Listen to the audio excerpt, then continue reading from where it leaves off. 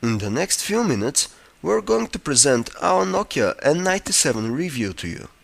The manufacturer wants the device as being not only a top-of-the-range smartphone, but a mobile computer as well. It's Nokia's second cell phone with touch-sensitive screen, which measures 3.5 inches this time. Similarly to the Nokia 5800 Express Music, the Samsung Omnia HD, and the Sony Ericsson Satio, the screen comes with a resolution of 360 by 640 pixels and 16 million color support. The image quality remains good in artificial lighting conditions, although colors are not as saturated as on the AMOLED devices. It is a good thing that details remain easily discernible in direct sunlight, but colors get slightly faded. Aside from this, the N97 has a screen that is more sensitive to touch than the Nokia 5800 Express Music, meaning it won't give you any troubles. The proximity sensor is clearly visible on the left of the earpiece, while the video call camera and light sensitivity sensor are on the right. The send and end buttons are also touch sensitive and feature resistive technology. We didn't have any troubles using them, and they produce distinguishable vibration feedback when touched. Except for them, there is another rather ordinary looking button to access the main menu and the task manager. The Nokia N97 weighs 150 grams, and the minute you take it in your hands, you'll find out you're dealing with a heavy player. It has an elegant overall look, despite it's almost entirely made of plastic. Now, let's open the N97 and engage its QWERTY keyboard. As you can see, the display remains tilted while the phone is open, and unlike the HTC Touch Pro 2, this particular angle cannot be changed. You also immediately notice the space key that isn't located in the middle but on the right. Pressing buttons feels clearly discernible, and they are large enough for trouble-free use even by people with thicker fingers. On either side of the phone, you will find two stereo speakers, a micro USB slot, and a slider that locks and unlocks both the screen and the buttons below it. The volume rocker is right above the camera shutter, and the former is by no means easy to press. The 3.5mm jack and the power button are on the top side of the phone. The 5-megapixel camera with card-sized tesseract optics and double LED flash is on the back, protected with a plastic flap. Look at the slightly bulging lower part of the back panel. This is so to help prevent the phone from getting tilted to its side when put onto a flat surface, say a table or your desk. The Nokia N97 runs Symbian S60 5th edition just like the Nokia 5800 Express Music, the Samsung Omnia HD and the Sony Ericsson Satio. Up to 5 widgets appear on the home screen, one below the other. They entirely replace the all-too-known home screen themes and can be hidden in this way, but cannot be removed completely. The available widgets aren't many, but you have the option to download more that gets you straight to the Office Store where, unfortunately, a widget section is still missing. As a whole, the main menu doesn't feature any changes. It can be shown as either a 3x4 icon grid or vertical list. In the latter case, items are selected with double clicks, which is typical for this version of the operating system and pretty much the same as with other cell phones running it. We find the screen interesting when you have an incoming call, while it and the buttons are locked. Two sliders pop up, one below the other when this happens.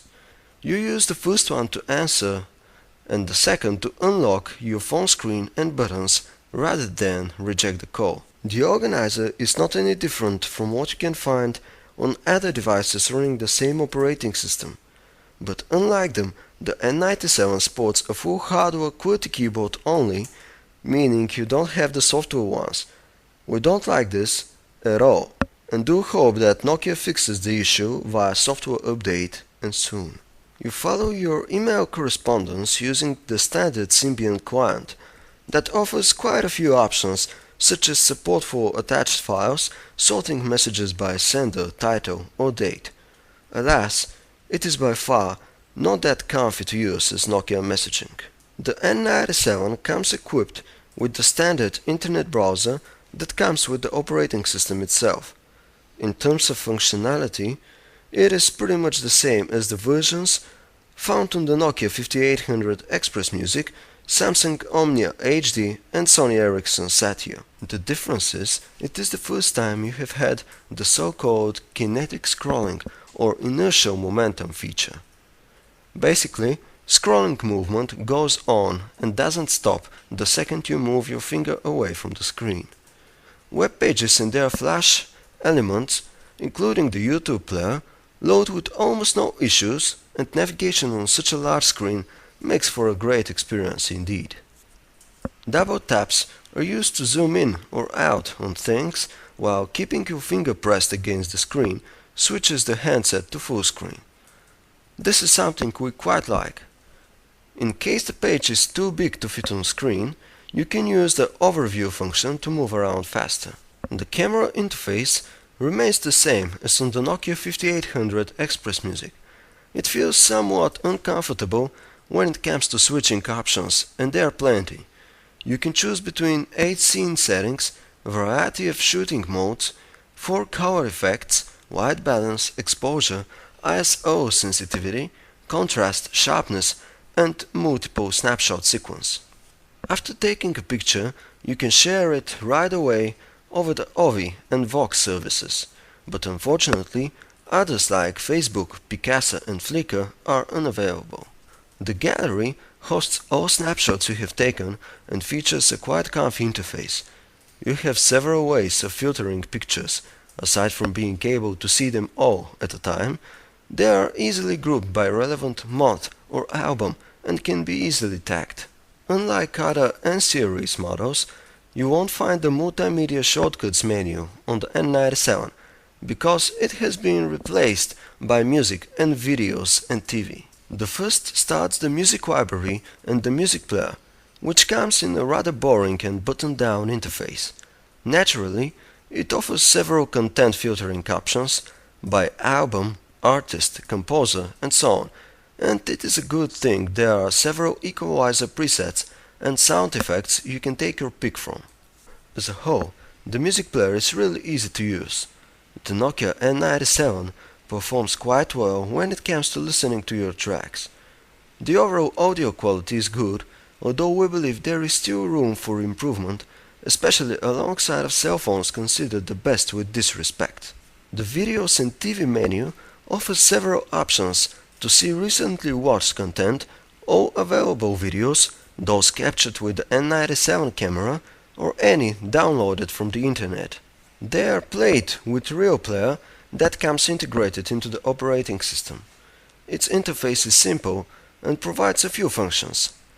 MPEG-4 Part 2 videos, coded at the native resolution of the screen, play properly, and despite the fact that image quality is not nearly perfect, watching them on the 3.5-inch screen makes for a pleasing experience.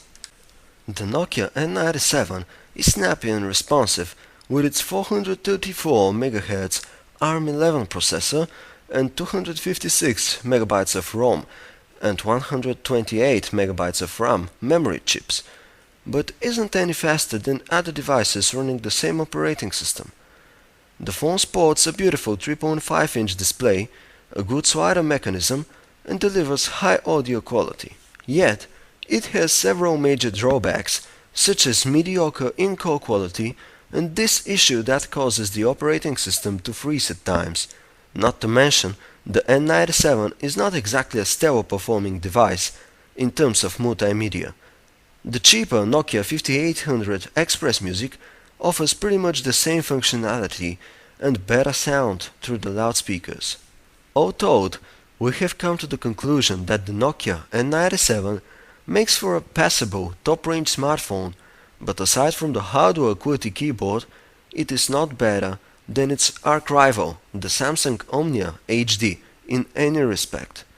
We have to admit, the N97 is Nokia's flagship device, but such a title is far from well deserved, because the differences from the cheaper 5800 are not significant.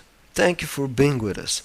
Please visit our website phonearena.com if you feel like finding out more about the Nokia N97 and the wide variety of reviewed cell phones.